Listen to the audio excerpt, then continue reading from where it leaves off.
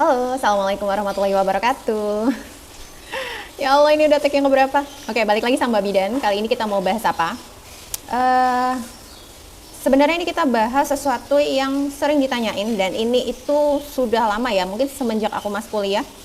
Ini udah banyak banget ditanyain, cuman mungkin karena durasi ya, dan kalau misalnya di provider itu memang keterbatasan waktu dan jumlah klien atau pasien, jadinya ngomong itu bisa secepat kilat gitu ya.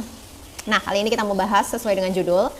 Dan biasanya ini sering ditanyain, bukan hanya praktek ya, mungkin saat home visit ini juga lumayan sering ditanyain. Lagi-lagi karena durasi, jadi kita langsung bahas aja ya. Sebelum ke pembahasan, biasanya banyak yang bertanya seperti ini. Kenapa ya ini bayi aku nafasnya grok-grok Mbak Bidan, dan cuman di waktu-waktu tertentu gitu. Terus juga ada yang nanya, ini Mbak Bidan, bayi aku baru lahir 3-4 hari baru pulang ke rumah, itu suaranya ada suara grok-grok gitu, cuman aku pikir bakal hilang sendiri, tapi ini udah sebulan, udah mau 2 bulan, sebulan lebih lah ya, tapi belum hilang juga nih suara grok-groknya. Ini kenapa ya Mbak Bidan? Nah, sebenarnya kalau versi aku ini adalah bentuk kasus yang berbeda dari dua pertanyaan ini, atau beberapa jenis pertanyaan yang memang sama-sama grok-grok, tapi adalah kasus yang berbeda kalau menurut aku. Nah, aku juga sebelumnya, biasanya sebelum aku memberikan saran, pendapat aku, atau mungkin menyarankan untuk ketemu sama dokter spesialis, itu biasanya aku juga bertanya anamnese ya, kalau bahasa medisnya itu, atau bahasa mudanya adalah wawancara. Nah, wawancara ini apa aja yang aku tanyain? Yang aku tanyain itu adalah, apakah ada muntah? Apakah ada muntah? Kalaupun iya ada muntah, itu warnanya apa muntahan bayi itu ya. Lalu frekuensi dia muntah itu sering atau enggak gitu ya. Terus jumlahnya itu banyak atau enggak, atau bahkan mungkin kita nggak tahu kalau itu bukan muntah, hanya gumoh saja gitu ya. Nah, itu bisa dilihat. Biasanya aku juga tanyain hal seperti ada demam atau enggak. Terus kalau dilihat itu bayi ada kesulitan bernafas atau enggak, itu juga aku tanyain biasanya. Dan aku suka tanya juga, proses persalinan sebelumnya bagaimana nih Bun? Aku suka tanya gitu. Aku boleh tahu nggak proses persalinannya bagaimana? Durasinya bagaimana gitu ya. Terus proses, kalau misalnya proses SC, aku suka tanya juga, ini SC yang direncanakan kah? Atau SC yang memang sudah ada tanda-tanda persalinan baru SC? Aku suka tanya begitu juga. Terus aku juga suka tanya, bayinya itu mudah tersedak atau enggak, mudah keselak atau enggak saat dia sedang minum gitu ya, atau sedang nyusu gitu. Entah itu mau pakai botol, DBF, atau susu formula atau ASI gitu ya. Itu suka aku tanyain. Nah, dan bersanding dengan pertanyaan, biasanya aku juga lihat nih, observasi lah ya, observasi singkat, karena nggak mungkin kan observasi lama 24 jam, nggak mungkin Mbak Bidan stay di rumah bunda ya kan. Jadi observasi singkat dan sambil tanya-tanya. Biasanya yang aku observasi adalah cara dia nafas. Aku pengen lihat cara dia nafas biasanya. Terus saat dia menangis itu bagaimana. Terus mendengarkan juga kadang itu suara ya. Kalau memang yang perlu banget itu biasanya aku bahkan bawa stetoskop ya dari rumah. Terus aku juga bisa mengobservasi area yang aku lihat itu saat ada masalah seperti ini adalah area dadanya, area perutnya, itu aku lihat gitu ya. Terus aku juga kadang memperkirakan, atau kalau misalnya memang perlu, sangat perlu, biasanya aku akan menghitung apa? Menghitung nafasnya. Nah, kalau misalnya aku nggak sempat nih, biasanya aku kasih PR ke orang tuanya untuk menghitung nafas dari si bayi gitu. Terus apa nih penyebabnya? Oke, kita akan masuk ke dalam teori sekaligus penjelasannya ya. Masuk teori sekaligus penjelasannya, jadi biar lebih gampang gitu ya. Nah, ini tuh kita akan membahas sistem pernafasan yang sebenarnya bagiannya cukup banyak ya, bagian-bagiannya. Cuman mungkin nggak semua aku sebutin bagian-bagiannya. Dan ini sebenarnya masih sama ya, masih sama kayak pelajaran biologi waktu SMA. Jadi belum ada sama sekali perubahan. Mungkin memang kalau di dunia kesehatan agak lebih rinci, tapi kalau aku nanti mungkin bahasnya yang memang perlu dibahas aja gitu ya. Dan kalau yang belum pernah ketemu biologi waktu SMA, tenang aja. Aku akan berusaha menyederhanakan sesederhana mungkin ya, biar kita sama-sama enak dan sama-sama nyambung. Nanti aku juga mungkin akan sertakan gambarnya gitu ya, biar ada gambaran gitu ya, lebih enak gitu. Oke, kita lanjut. Pembahasan pertama kita adalah langsung ke paru-paru ya. Mungkin nanti juga akan tarik mundur ya ke saluran pernafasan yang lain. Nah, di paru-paru itu aku kalau sebut paru-paru sendiri, organ paru-paru adalah sebagai terminal. Kenapa aku sebut terminal? Nanti akan ada penjelasannya ya. Dengan sendirinya akan terjelaskan gitu ya. Dan ini di paru-paru ini itu banyak gelembung-gelembung ya, gelembung-gelembung seperti buah anggur yang bergerombol. Ya, yang bergelombol itu yang disebut adalah alveoli. Tapi kalau tunggal, satuan, buah anggur satuan kayak gitu ya. Gelembung yang satuan itu sebutannya adalah alveolus gitu. Nah, secara garis besar alveoli ini adalah tempat pertukaran gas. Nah, maka dari itu aku tadi sebutnya adalah terminal gitu. Karena apa tadi tempat pertukaran gas ya? Keluar masuk gitu ya.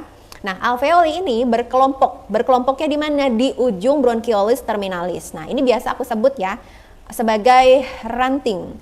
Ranting yang berjaring dan bercabang semakin kecil gitu ya. Bronchiolis terminalis ini merupakan jaringan terbesar di paru gitu ya. Dan fungsi utamanya adalah untuk pertukaran gas antara alveoli dengan darah. Ini dulu.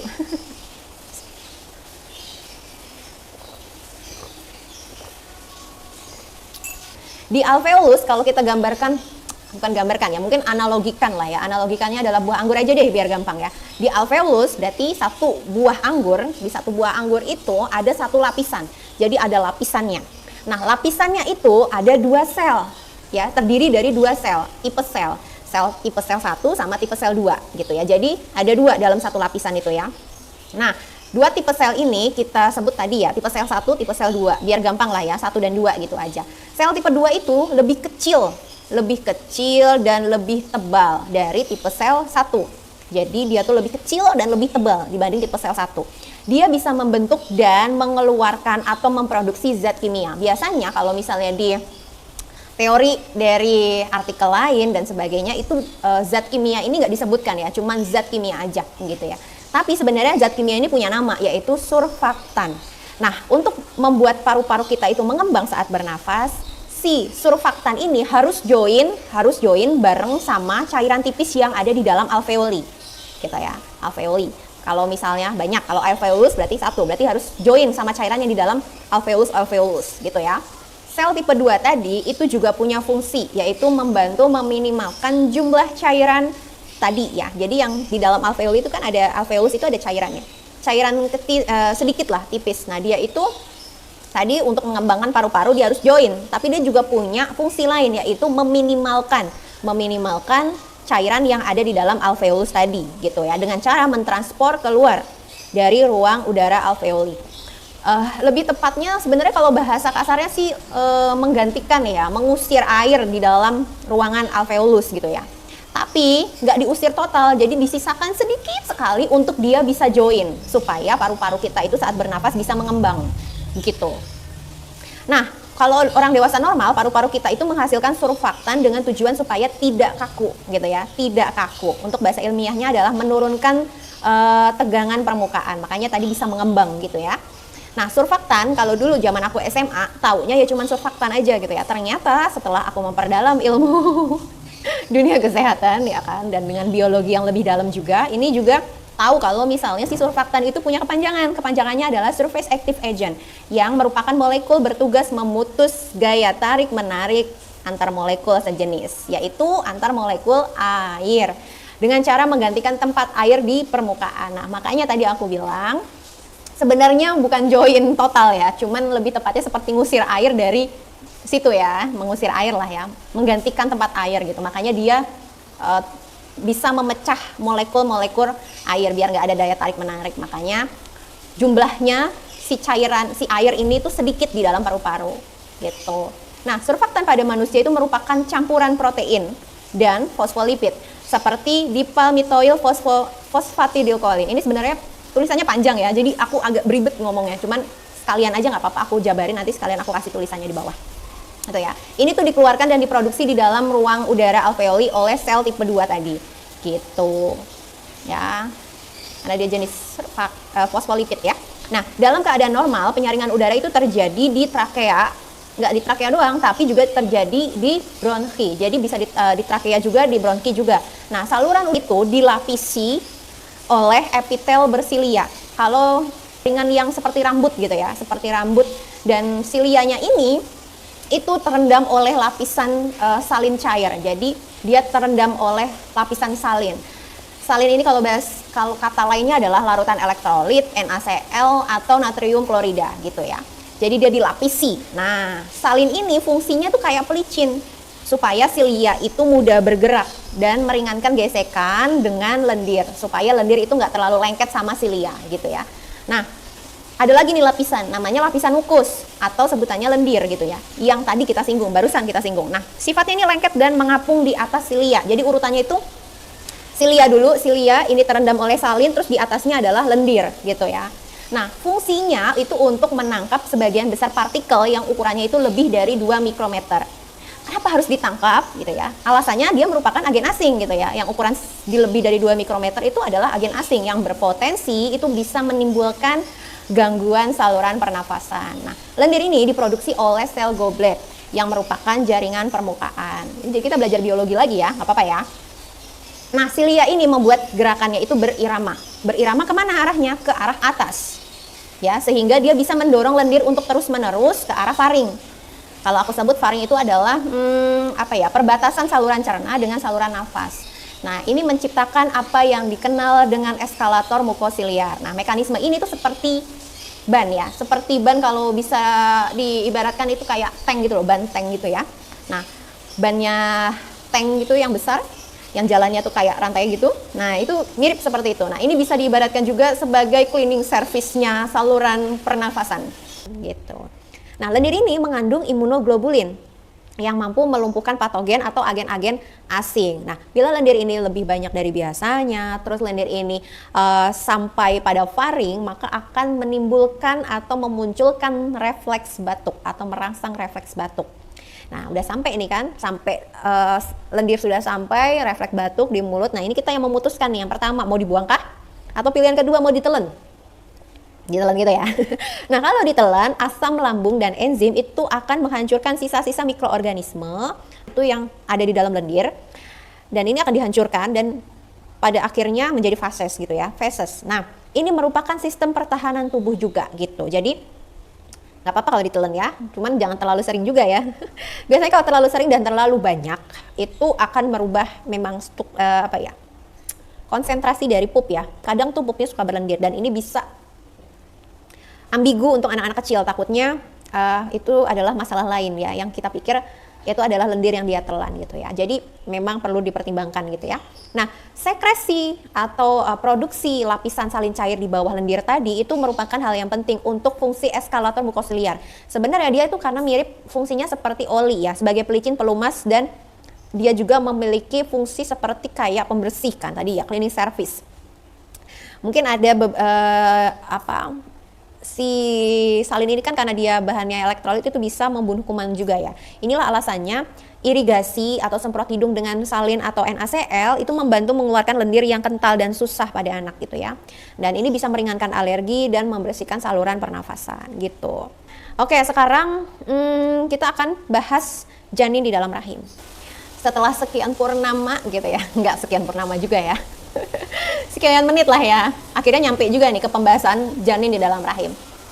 Oke, di dalam rahim janin itu paru-parunya terisi cairan ketuban. Loh, kok bisa Bu Bidan? Loh, itu enggak bahaya tah? Sebenarnya ini adalah hal yang normal ya untuk janin di dalam rahim ya, masih dalam semua ketergantungan dengan sang ibu, termasuk oksigen ya dan sari-sari nutrisi itu semua masih tergantung sama sang ibu. Maka paru-parunya juga masih terendam oleh cairan ketuban gitu ya, karena dia hanya butuh oksigen dari darah saja gitu ya, nggak perlu ikutan bernafas gitu ya. Makanya ini disebut hal yang normal.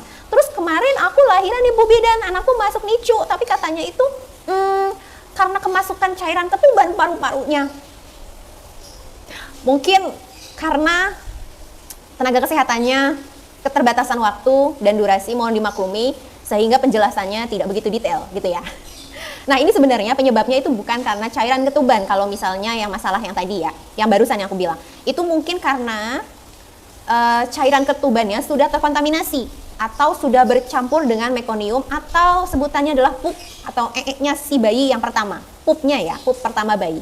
Sehingga saat sudah tercampur seperti itu, masuk di dalam paru-paru, nah itu bisa yang menyebabkan infeksi karena sudah bercampur kan dengan kotorannya si bayi. Oke, ada juga yang sebenarnya benar, kemasukan cairan ketuban memang itu hal normal kalau di dalam rahim, tapi kalau sudah keluar, seharusnya cairan ketuban itu keluar dari paru-paru si bayi gitu. Nah, ada beberapa kasus memang yang keluarnya ada yang nggak keluar, ada yang keluarnya sebagian, ada yang keluarnya kurang berprosesnya agak lama. Nah, itu yang bisa menyebabkan terganggunya saluran pernafasan atau mekanisme pernafasan dari si bayi. Makanya masuk NICU gitu. Bukan berarti gara-gara kemasukan cairan ketuban, enggak begitu konsepnya ya. Oke, kita lanjut. Balik lagi ke topik utama. Nah, pada keadaan kehamilan normal, pembentukan surfaktan, bahas lagi nih si zat kimia ya. Surfaktan itu dibentuk mulai dari usia 25 minggu. Perkembangan janin ini di bawah pengaruh berbagai hormon. Nah, produksi biasanya mencapai jumlah yang bagus, yang adekuat itu di usia kehamilan 34 minggu atau sekitar 6 minggu sebelum persalinan gitu ya, sebelum persalinan. Dan selama persalinan, tubuh bayi ini akan melepaskan surfaktan untuk membantu paru-parunya itu mengeluarkan cairan. Tadi aku sempat singgung ya, yang penjabaran proses ini sebelumnya. Nah, lalu tekanan jalan lahir pada dada bayi itu entah dari otot perut ibunya atau otot panggulnya gitu ya, atau dari otot-otot area bawah itu juga bisa mengkompresi paru-paru supaya cairan dalam paru itu keluar. Nah, setelah lahir, batuk pada bayi atau tangisan waktu tangisan pertamanya itu sekitar 10 detik lah setelah melahirkan. Ini akan banyak membuat perubahan yang cukup ya signifikan termasuk pada paru-paru dari si bayi gitu. Meskipun ya terkadang cairan tersebut itu nggak keluar sepenuhnya yang tadi aku bilang ya, terkadang juga cairan tersebut itu nggak sebagian lah atau kurang maksimal keluarnya dan ini bisa menyebabkan masalah atau paru-paru sulit berfungsi dengan baik gitu. Bayi lahir dengan prematur nih ya, itu tanpa konsentrasi surfaktan yang adekuat itu di dalam alveoli akan mengalami gejala kesulitan bernafas yang disebut dengan newborn respiratory distress syndrome atau NRDS. Nah, selain memiliki paru-paru yang kaku dalam tanda kutip ya, atau daya regangnya yang rendah, karena tadi ya ada masalah sama surfaktannya, bayi penderita NRDS juga memiliki alveoli yang kolaps atau gagal setiap kali mereka itu menghembuskan nafas. Sehingga setiap kali bernafas sekalipun, bayi ini perlu effort yang lebih besar, sehingga energi yang dikeluarkan juga lebih besar untuk bisa mengembangkan paru-parunya yang kolaps atau dalam hal ini gagal karena belum siap memulai fungsinya atau menjalani fungsinya gitu. Nah, apabila tidak segera dilakukan pengobatan atau tidak segera ditangani, hampir sekitar 50% bayi itu bisa meninggal. Nah, maka dari itu, kalau udah tahu kemungkinan bayi kita itu lahir prematur atau bayi Aibun ini lahir prematur, jangan datang ke puskesmas, jangan datang ke vaskes tingkat 1 atau ke BPM atau ke klinik dokter gitu ya. Apalagi udah ada tanda-tanda persalinan prematur gitu, langsung ke rumah sakit gitu ya. Atau enggak kalau memang udah urgent sekali, sudah gawat darurat gitu, enggak, jangan datang ke tingkat 1, akan prosesnya akan lama, langsung aja ke RS gitu ya. Karena apa? Di RS perlengkapannya atau peralatannya lebih lengkap dibandingkan di vaskes tingkat 1 gitu. Aku pernah nih pernah lumayan ya, pernah lagi bayi prematur kembar pula lahirnya di puskesmas, ketemu sama senior aku kan. Durasinya kalau di Indonesia itu nggak ada masalah sama transportasi kayak macet dan sebagainya, nggak ada masalah sih, nggak apa-apa ya, satset gitu. Tapi kan tetap ada kena durasinya itu, karena hitungannya kan hitungan detik, bukan hitungan jam lagi. Bayi tidak bernafas, tidak ada tanda pernafasan yang bagus, kalau nggak segera ditangani, nggak ketemu sama dokter spesialis, repot nanti gitu. Oke, sekian curhatnya. Nah, resiko ini juga bisa muncul itu nggak hanya pada bayi prematur ya. Ini resiko ya, resiko belum tentu, belum pasti. Jadi hanya resiko, kemungkinan bisa terjadi ya. Itu tidak hanya pada bayi prematur, tapi bayi persalinan normal sekalipun dengan usia cukup bulan, itu juga bisa terjadi. Kok bisa? Karena apa? Karena durasi. Kalau persalinan normal yang dikatakan normal, itu durasinya itu sudah ada batasannya. Jadi kalau terlalu cepat atau terlalu lama, itu bukan normal lagi. Walaupun persalinannya persalinan per vaginam atau persalinan melalui jalan lahir ya. Nah, kalau terlalu cepat ini juga bisa beresiko untuk NRDS. terus persalinan SC sama ibu yang punya riwayat asma atau sedang mengidap asma, terus juga diabetes dan masih banyak penyebab lainnya gitu. Jadi memang ada beberapa bayi yang perlu pendampingan dan observasi lebih lanjut oleh ahlinya di di saat persalinan-persalinan yang ada intervensi gitu ya, atau ada komplikasi gitu. Oke, sekarang kita masuk ke petugas kebersihan di dalam saluran pernafasan atau si cleaning service yang TOP BGT itu ya. Oke. Pada bayi baru lahir, si petugas kebersihan yang aku singgung sebelumnya itu belum begitu terampil. Karena apa? Dia baru pertama kali kerja ya. Baru pertama kali kerja, baru pertama kali kenalan, jadi belum terampil ya dalam melaksanakan tugasnya. Nah, sehingga sisa lendir dalam saluran nafasnya itu masih masih tersisa lah gitu. Nggak sepenuhnya bersih saat kalau misalnya memang sudah ada masuk agen-agen asing dan dia mau mengeluarkan, dan karena dia belum terampil jadi keluarnya itu nggak maksimal. Atau secara ilmiah lapisan salin tadi di bawah lendir tadi itu kurang adekuat, sehingga kurang adekuatnya ini membuat silia itu bekerja keras. Bekerja kerasnya karena apa? Karena kekurangan pelumas gitu ya, dan membuat sisa-sisa lendir yang kental dan lengket itu terjebak gitu ya. Walaupun dia bekerja keras tapi karena nggak ada pelumasnya ya tetap aja lendirnya itu akan semakin lengket dan terjebak gitu. Dan saat ada udara yang masuk lewat saluran pernafasan gitu ya, melewati cairan lendir yang terjebak tadi, itulah yang bisa menimbulkan suara grok-grok begitu. Ya, itu yang pertama. Itu. Nah, ini suaranya itu adalah suara yang jenisnya itu rendah ya. Nadanya itu rendah gitu ya, atau kita sebut adalah suara stertor. Yang suaranya terciptanya itu di hidung atau di belakang tenggorokan gitu. Biasanya itu bernada rendah dan mirip kayak suara hidung tersumbat atau kayak kita lagi pilek gitulah ya. Atau bisa juga mirip suara orang mendengkur saat tidur gitu ya. Gitu. Pada bayi, kalau dia itu punya keturunan alergi dari sang ayah atau sang ibu atau bahkan keluarga lainnya, itu lebih terdengar jelas dan lebih terkadang tuh lebih lebih keras suaranya karena dia ada alergi gitu ya. Bila pasien itu punya kecenderungan timbul alergi atau ada riwayat alergi dari orang tua dan sebagainya, dan kemungkinan punya alergi juga, itu biasanya saluran napas ya, di saluran napas itu akan diproduksi lendir yang lebih banyak gitu ya, dibanding orang-orang yang nggak ada riwayat alergi seperti itu ya, atau punya basic alergi gitu ya. Biasanya kalau nggak ada, ya lendirnya hanya segitu aja gitu, nggak akan lebih banyak dari orang-orang yang punya kecenderungan timbul alergi. Nah, untuk bayi yang masih dalam tahap perkembangan, sistem pernafasannya itu masih bisa dibilang kerja keras banget gitu ya, makanya dia kewalahan gitu ya, untuk membersihkan lendir yang bisa dibilang untuk kita adalah hal yang normal gitu. Apalagi kalau dia punya riwayat alergi atau punya kecenderungan timbul alergi atau sensitivitas terhadap barang-barang atau terhadap bahan-bahan tertentu gitu ya, maka akan diproduksi di atas normal atau lebih dari normal, dan ini akan membuat kerjanya itu semakin keras lagi atau semakin bisa kewalahan juga nih si sistem cleaning service-nya gitu. Dan inilah yang menyebabkan suara grok-groknya itu bisa lebih kencang dibanding orang-orang atau bayi-bayi yang tidak ada kecenderungan timbul alergi begitu. Jadi apakah kasus ini berbahaya Mbak Bidan, Bu Bidan, Nonah? Gitu ya. Jadi kalau ditanya berbahaya atau tidak tergantung sebenarnya. Tapi kalau secara normal ini tidak berbahaya. Kecuali tadi ada faktor alergi atau ada infeksi saluran pernafasan gitu.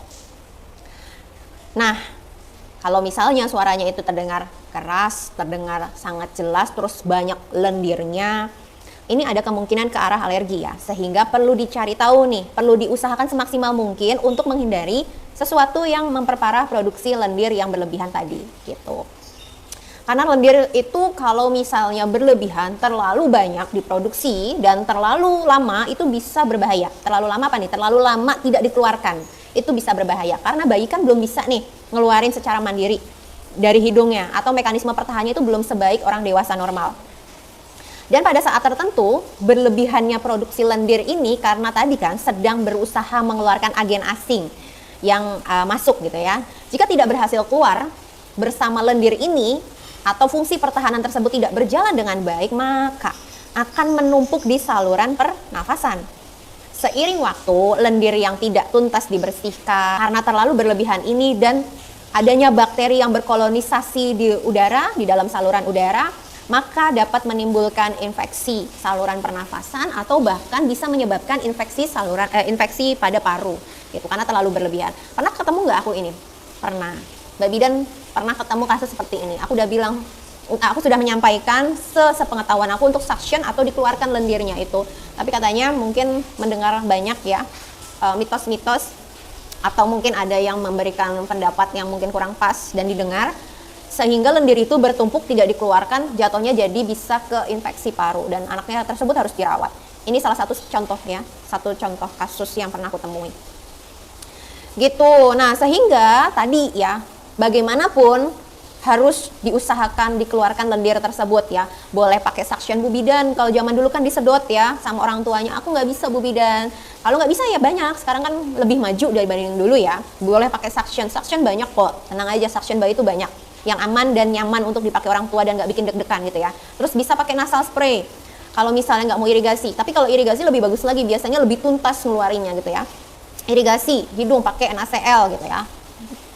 Dan ini karena dia adalah proses pengeluarannya menggunakan cairan NaCl, orang tua wajib untuk mencobanya terlebih dahulu. Jadi biar tahu kira-kira tuh seperti apa gitu ya. Jadi orang tuanya wajib coba dulu. Terus lebih sering memberikan ASI. Kalau untuk bayi yang ASI ya, bayi yang susu formula juga lebih sering mendapatkan asupan untuk si bayi gitu ya. Sehingga antibodinya itu, terus energi dan sebagainya itu untuk memperkuat imunnya juga lebih bagus. Terus bisa juga pakai terapi, pijat terapi atau pijat terapi dengan bidan terapisnya untuk bayi grok-grok atau bakpil.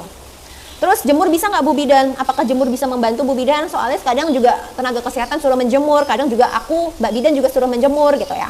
Kalau ditanya seperti itu, sebenarnya itu nggak ada bukti ilmiahnya, tapi secara logika dan memang berdasarkan keilmuan, menjemur bayi di pagi hari dengan lingkungan yang sehat, artinya tidak ada polusi atau minim polusi, udaranya bagus gitu ya, untuk mendapatkan vitamin D itu sangat bisa dari berjemur gitu ya. Jadi berjemur itu cukup membantu untuk mendapatkan vitamin D tadi ya, untuk daya tahan tubuh. Nah, terus sensasi hangat dari sinar matahari pagi itu juga bisa membantu kualitas tidur bayi. Tahu sendiri ya, kualitas tidur bayi itu mempengaruhi daya tahan tubuh juga, gitu ya. Terus sensasi hangatnya juga itu bisa mengurangi produksi lendir yang berlebihan. Kok bisa? Iyalah, bisalah. Karena apa? Karena saluran pernafasan tidak perlu bekerja keras nih untuk menghangatkan udara yang masuk, gitu ya. Jadi setiap udara yang di sekitar kita maupun untuk orang dewasa sekalipun yang masuk ke hidung, gitu ya, yang masuk dalam saluran pernafasan itu harus dihangatkan atau disesuaikan suhunya dan dilembabkan. Begitu, makanya kalau kena sinar matahari pagi itu udaranya hangat dan dia tidak perlu bekerja keras untuk menghangatkan si udara yang masuk, sehingga lendir yang diproduksi nggak begitu banyak begitu. Oke, di tengah hujan yang manja ini ya masih bahas sama kasus yang sama, masih bahas materi tentang grok-grok ya. Kita lanjut ke materi selanjutnya. Sebenarnya ini tuh materi yang agak berbeda tapi masih ada hubungannya gitu dengan grok-grok gitu ya pada bayi, dan ini bisa menyinggung ke materi sebelumnya pada video aku sebelumnya, yaitu reflux gastroesophageal. Nah, kok bisa? Yuk kita bahas.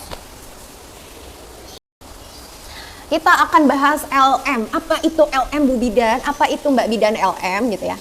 LM, aku pernah dengar Bu Bidan LM itu logam mulia ya. LM yang aku maksud adalah bukan logam mulia ya. LM yang aku maksud adalah laryngomalacia. Nah, yang belum pernah dengar nggak apa-apa ya. Kita membiasakan diri untuk dapat ilmu lebih banyak ya. Apa itu laryngomalacia? Sebelum kita bahas ke laryngomalacia, aku mungkin akan sedikit sekali membahas materi tentang laring, yaitu salah satu bagian saluran pernafasan. Nah, laring itu terbentuk di dalam embrio di usia 4 minggu. Jadi 4 minggu itu sudah terbentuk laring ya. Sudah dalam proses pembentuk, bahkan ada yang sudah terbentuk ya, kan perkembangan bayi beda-beda, tapi rata-rata itu terbentuk di embrio di usia 4 minggu. Dan pada usia kehamilan 8 minggu, semua komponen tulang rawan ya di laring itu yang penting sudah ada, berarti sudah terbentuk gitu ya. Nah, anatomi laring neonatal atau bayi itu memiliki sejumlah kekhususan, keunikan. Kekhususannya apa? Yaitu kalau dibandingkan dengan anak-anak yang lebih besar, di epiglotisnya yang berbeda. Dia itu epiglotisnya lebih relatif panjang kalau dibandingkan dengan panjang dari laring gitu ya. Dan dapat berbentuk tabung atau bahkan berbentuk omega gitu. Oleh karena itu epiglotis pada bayi itu dapat kendur atau jatuh ke belakang. Karena apa? Karena jaringan pendukungnya itu lemah dan ikut menyebabkan kolapsnya atau jatuhnya supraglotis gitu ya. Dan ada juga beberapa penyebab lainnya dari anatomi yang berbeda antara bayi dengan laringomalacia berat versus bayi dengan laringomalacia ringan. Jadi itu ada perbedaan anatomi biasanya gitu ya. Dan penyebab terbanyak dari laringomalacia ada karena imaturitas. Apa itu imaturitas? Kita sama-sama tahu ya, dia memiliki arti yaitu ketidakmatangan. Jadi kurang mateng, belum mateng lah gitu ya. Dari struktur laring, dan ini biasanya terjadi pada bayi-bayi prematur gitu ya. Imaturitas pada bayi-bayi prematur biasanya gitu ya. Jadi, laringomalacia itu digunakan untuk menggambarkan kerusakan internal yang berarti melemahnya struktur laring di atas glotis. Nah, hal ini menyumbat sebagian saluran pernafasan pada bagian atas selama inspirasi atau udara masuk dan akan menyebabkan yang namanya stridor inspirasi. Nah, penyakit ini merupakan penyebab umum lah ya, penyebab umum dari pernafasan grok-grok atau pernafasan berisik 40-75% pada neonatus dan bayi gitu. Dan merupakan kelainan laring yang paling umum pada bayi. Jadi ini paling umum ya yang terjadi pada bayi. Nah, insidensinya itu sebenarnya tidak diketahui. Tapi perkiraan sekitar satu dari 2.100 sampai 2.600 anak. Nah, tadi aku singgung tentang stridor. Ada yang tahu stridor? Stridor ini beda sama stertor tadi ya. Stridor itu nada tingginya. Kalau stertor tadi kan nada rendahnya. Kalau ini tuh nada tinggi yang dihasilkan ketika udara itu melewati saluran napas bagian atas yang tersumbat dan ditandai dengan suara yang keras dan serak. Lalu stridor yang tinggi ini bisa diamati saat kita inspirasi atau tarik nafas atau ekspirasi menghembuskan nafas dan atau kedua-duanya gitu. Nah, laringomalacia dalam bentuk stridor ini muncul dari 10 hari pertama kehidupan bayi dan beberapa mereda di usia 14 hari masa kehidupan dari si bayi gitu ya. Tapi TATA, PIP gitu ya. Ada juga yang lebih lama, itu gejalanya itu memang muncul saat lahir ya dan beberapa hari setelah kelahiran ya atau beberapa hari pertama kehidupan. Dan ini bisa mencapai puncak di usia 6-7 bulan. Wah, kok bisa? Ya karena tadi tidak teratasi. Jadi sebenarnya dia muncul sudah di awal kehidupan, awal hari kehidupannya dia, tapi tidak teratasi, mungkin kelihatan mereda, tapi muncul lagi suara itu terdengar jelas di 6 bulan sampai 7 bulan. Dan nanti akan sembuh sendiri atau mereda dengan sendirinya di usia 2 tahun. Lama loh 2 tahun itu ya. Kondisi ini tuh bisa memburuk saat kita bernafas pada posisi atau si bayi bernafas pada posisi terlentang ya, serta bisa membaik saat posisi tengkurap. Nah, memang berdasarkan penelitian pun ya, bayi prematur yang memang masih sangat-sangat bergantung dengan oksigen atau kadang perlu bantuan oksigen ya dari tabung oksigen. Nah, ini posisi menyamping kiri dan tengkurap itu meningkatkan fungsi paru-paru dengan mengoptimalkan strategi pernapasannya gitu. Nah, kondisi ini didiagnosis itu bisa dengan laringoskopi fleksibel.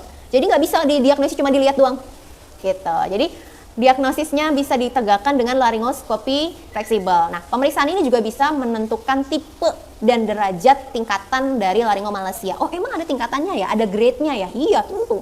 Tapi itu cuma bisa dilihat dari laringoskopi fleksibel. Dapat dilakukan dengan bantuan minimal di ruang praktek THT. Dan untuk terapi dan pengobatan itu bervariasi tergantung gejala dan tingkat keparahannya. Nah, neonatus dengan penyakit ini tanpa komplikasi itu dapat ditangani dengan mudah dan sembuh sendiri. Gitu ya. Jadi tuh kalau tanda-tanda keparahan itu pada 10% kasus ya ditunjukkan dengan apa aja? Dengan tandanya yaitu masalah makan, penambahan berat badan yang buruk atau BB serat naik. Ini bisa jadi kemungkinan elemen yang paling berkontribusi gitu. Terus ada sesak napas dengan retraksi interkostal, terus reflux gastroesophageal disease atau GERD dan masih banyak lagi dan sebagainya gitu ya. Kok bisa? Nah, ini kita bahas nih, kok bisa ada GERD, ada reflux gastroesophageal disease, kok bisa muncul nih?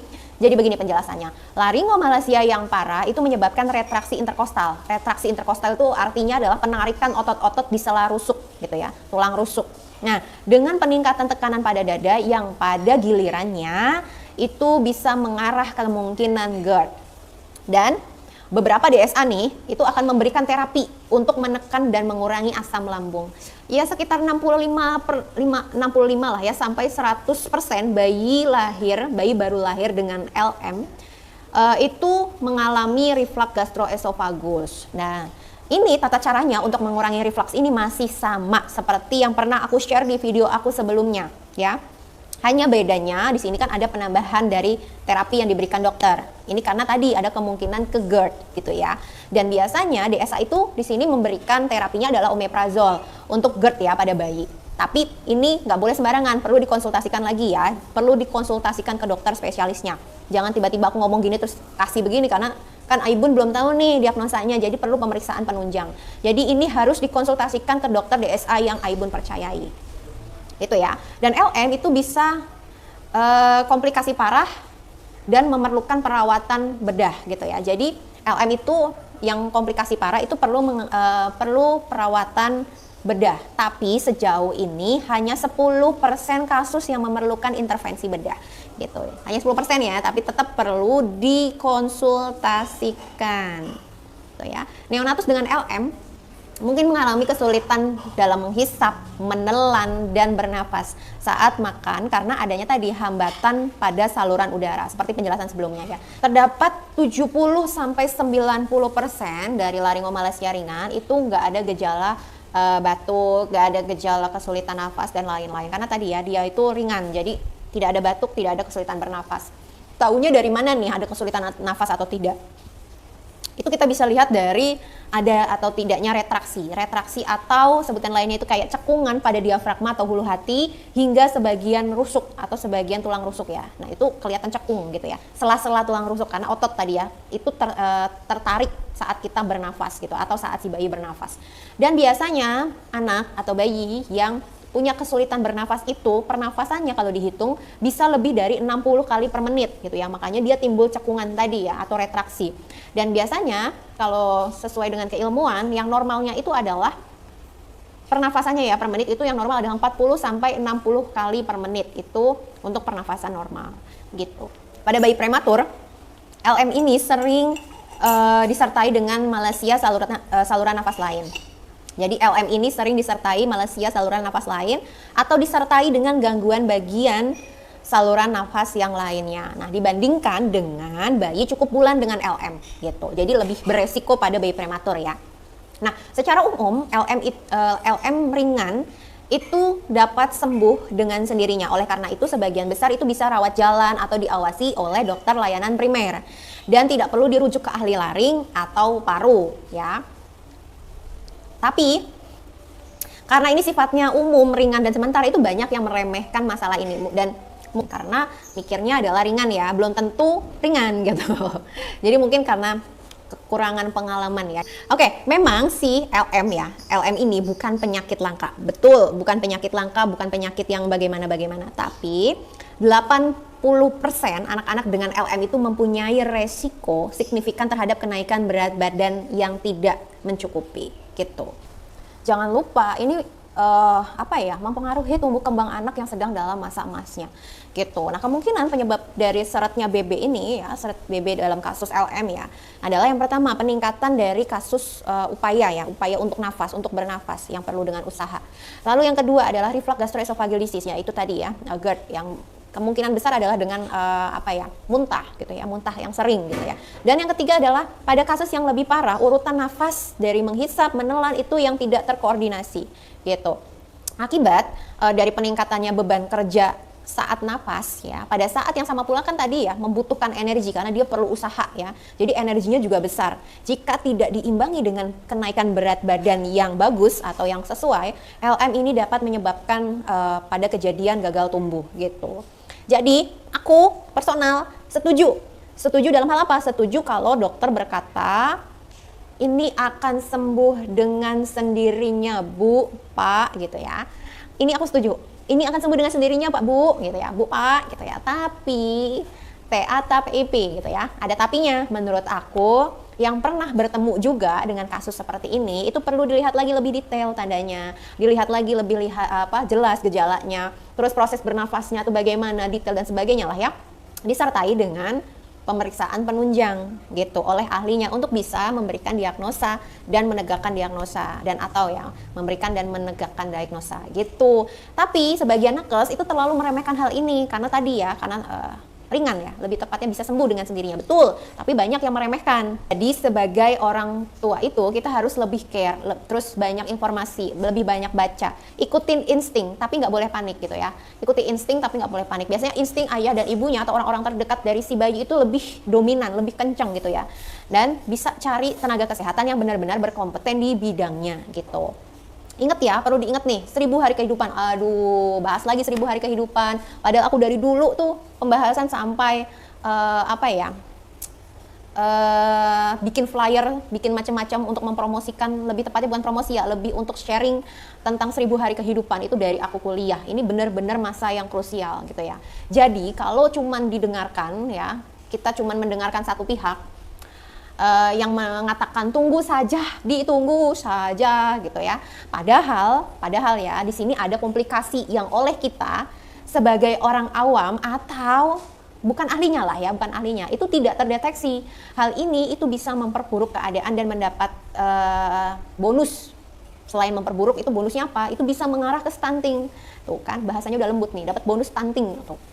Ya, sehingga tumbuh kembang anak itu bisa bermasalah. Jadi kalau lagi-lagi dilihat seperti aku jelaskan sebelumnya, lihat dulu nih proses bernafasnya bagaimana, cara bernafasnya bagaimana, adakah masalah atau tidak. Kalau misalnya kita rasa itu ada masalah dengan pernafasan dari si bayi, kalau satu tenaga kesehatan bilang tunggu saja Bu, Pak, ikuti insting, second opinion, cari tenaga kesehatan yang lain gitu ya, kan banyak di Indonesia, nggak cuma satu gitu ya. Cari kalau bisa ya, perlu diperhatikan sangat gitu ya. Nah, gangguan pernafasan adalah salah satu alasan paling umum bayi itu dirawat. Nah, memprediksi bisa nggak kita? Bisa, tapi nggak sepenuhnya bisa diprediksi saat kita dalam keadaan hamil gitu ya, atau bunda dalam keadaan hamil. Memang terkadang, beberapa ya, sebagian besar itu bisa diprediksinya itu nggak diprediksi ya, ketahuannya itu setelah lahir gitu ya. Tapi tidak menutup kemungkinan untuk segera dikenali dan ditangani lebih cepat. Nah, karena apa? Gangguan pernapasan itu dapat meningkat menjadi gagal nafas, henti jantung atau henti paru dan bahkan henti paru. Gitu. Oke, sekian materi dari aku untuk kali ini. Kurang lebihnya mohon maaf, kurangnya cuma punya aku, lebihnya cuma punya Allah Subhanahu wa taala. Terima kasih. Wassalamualaikum warahmatullahi wabarakatuh. Sampai ketemu di video selanjutnya.